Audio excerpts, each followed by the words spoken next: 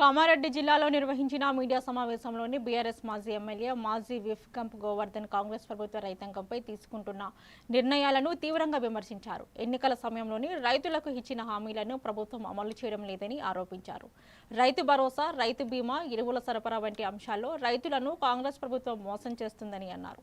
BRS హయాంలోని Telangana వ్యవసాయ రంగం దేశంలోనే అగ్రస్థానంలో నిలిచిందని పేర్కొన్న ఆయన రైతుల ప్రయోజనాల కోసం తమ పార్టీ ఎల్లప్పుడూ అండగా ఉంటుందని స్పష్టం చేశారు.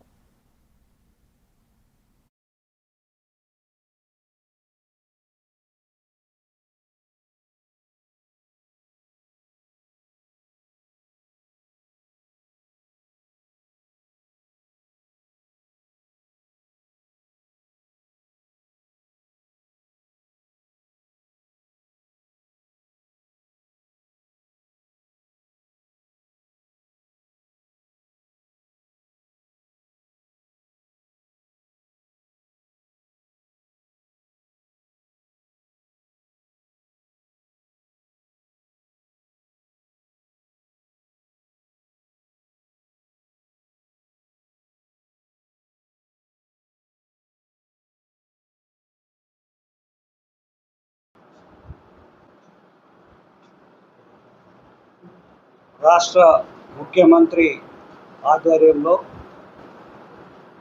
మంత్రులందరూ కలిసి రైతాంగంపై కొన్ని నిర్ణయాలు తీసుకోవడం జరిగింది.